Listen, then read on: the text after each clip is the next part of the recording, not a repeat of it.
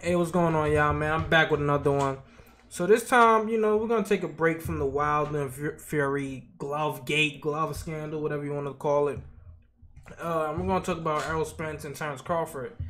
Now, I seen a few of you guys saying Errol's ducking Crawford, and we got this Derrick James interview to confirm it. So pretty much, I'm gonna play some of the audio. I'm gonna black out the background so we don't get hit with that, copyright. But pretty much what he said, matter of fact, I'm gonna just play it first. Give me a second. Let me black out this background. Oh, wrong thing. Let's just play the audio. The top-ranked people kind of stick out their chest because I was out there, as you were last weekend, for Fury Wilder, and they kept saying, if they want to make a fight, we prove they can make a fight. They can come across the street. Listen. Let's not keep talking this dumb shit. Okay, listen. First of all, the reason why the Fury and Wilder fight was so big was Fury from the UK. Those fans travel. So look at the numbers. I gotta keep saying this all night. Look at the numbers. Errol last fight he sold 500,000 more.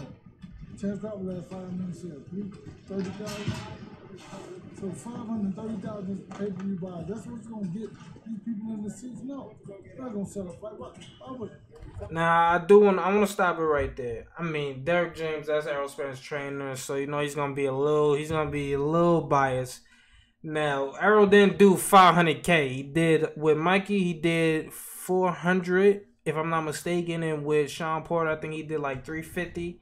And with the Crawford pay-per-view numbers, Crawford definitely flopped. He did with American, he did 150. I think it was reported that he did 150. So now he has a point as far as saying the fight, like in order for it to be a cross promotion, it got to be a super fight. Like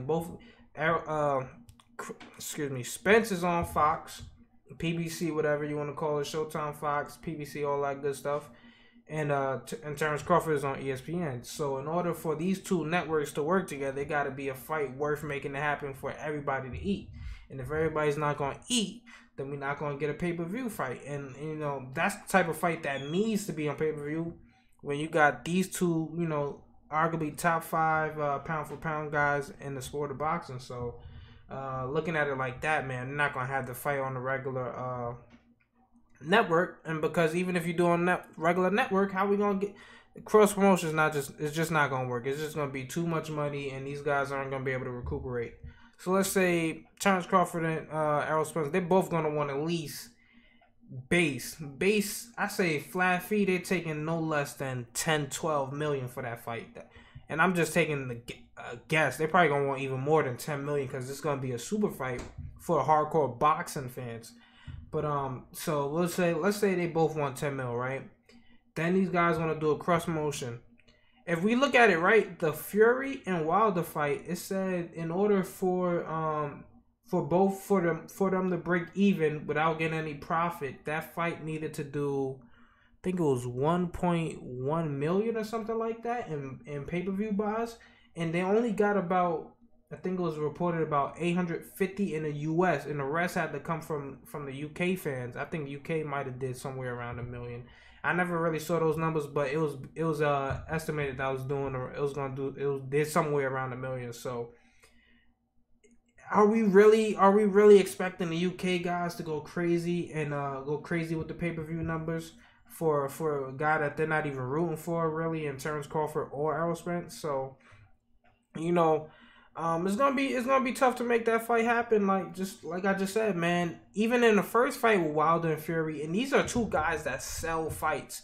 Like they know how to put on a show, make people want to buy the fight. And they first time around they did about 325, if I'm not mistaken. So if they only did 325 on the first time, it took a rematch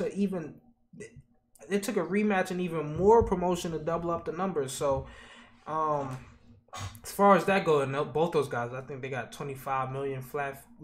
That was their fight fee right there off rip. Not even including pay-per-view sponsors and all that stuff like that. So, as far as Terence Crawford goes, I do want to make this be known, man. He gotta get a good fight at 147. He hasn't fought any top 5 guys at 147.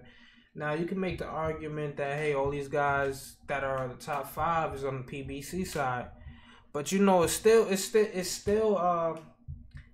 I can still see guys crossing over. You're just not going to get the top 2 guys like a Manny Pacquiao, even though he's really not even signed. Even though he's not really, restricted to PBC, he has more of an advisor role with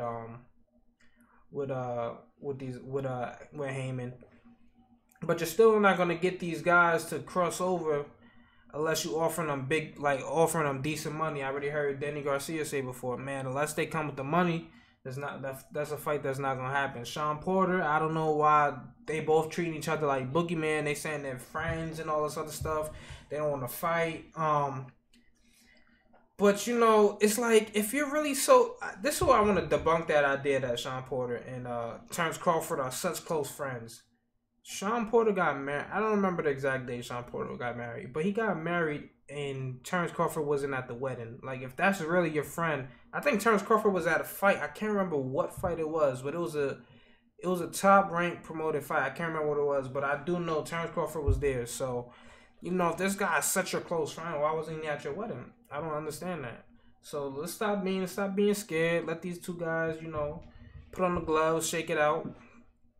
And let's get it going, man. Build up your profile, Terence Crawford. Like, we got Errol Spence already doing the pay-per-view numbers, and it doesn't look like any of his next fights is gonna be off of pay-per-view. Like, nothing's gonna be on regular TV. Nothing's gonna be on Channel 5. You're not gonna see it on Fox. It's not gonna be on Fox Sports 1. It's gonna be on pay-per-view. So Terence Crawford, his last fight against what's this guy's name? I don't even know how to say his name. Everglauskas, whatever his name is. Kavalaskis, whatever his guy's name was on regular ESPN. His fight before that, Benavidez. Well, no, it wasn't Benavidez. Yeah, it was Benavidez. Was Khan before or after Benavidez? I think Benavidez was after Khan. I might be wrong. Who knows? But the point is, even the Khan numbers flopped. Benavidez, wasn't on pay-per-view, and it's looking like Terence Crawford trajectory is just flat right now. Like, he's not going up or down because he's not fighting any big names, but he's also looking dominant in his fight. So he's just staying even for the most part.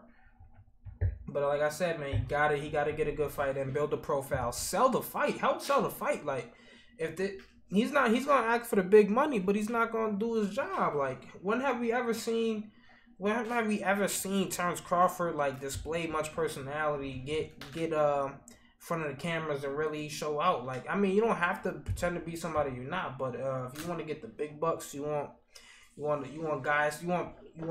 people to be really tuned into your fight. You gotta show them something. Like, you gotta have some type of persona. Like, whether that's really you or not, like, you gotta open up with something. Be open about something, because we got another guy that's about to do a pay-per-view. I'm hearing the Loma and Teofimo fight is gonna be a pay-per-view, and these guys and Teofimo. Well, I can't say Loma because Loma doesn't. He talks, but he's not like the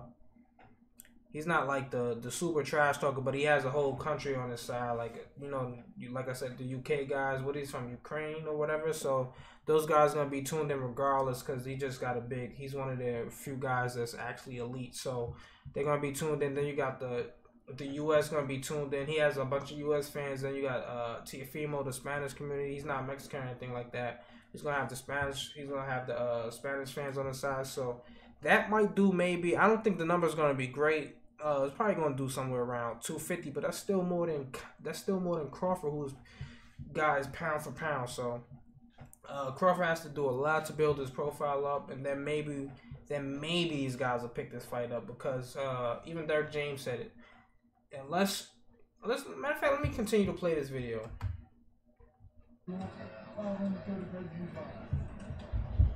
So you think basically? What imagine? Because you can only look at the numbers. 530,000, 30,000. That's 530,000. So 530, add that up times 70. Add that up, what's that like? $30-40 million. Okay, Errol makes 15-20. Oh, you said 15-20. 15 to 10, right? That's all the money right there. So what do you mean? The networks and 2 promoters gonna split $5,000 to $10,000? That's what you're telling me? All right then, so why we talking about the fight until he can get his numbers up? The fans don't really want to see Terence Crawford fight Errol Spence. Because when Terence Crawford fight, they don't even buy his fight. Right?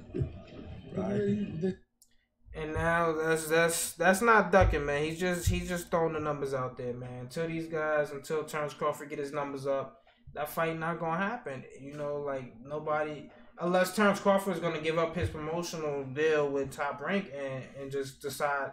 And we know Bob Arum's not gonna let that happen. Bob Arum is not letting him fight on Fox, and that's just not gonna happen. If that fight happens, it's gonna be a cross promotion type of thing. So. With that being said, man, I'm about to head up out of here. Let me know what you guys think. Do you think Errol Spence and Derrick James ducking that Terence Crawford smoke or what? Right in the comment section below. I'm out. Peace.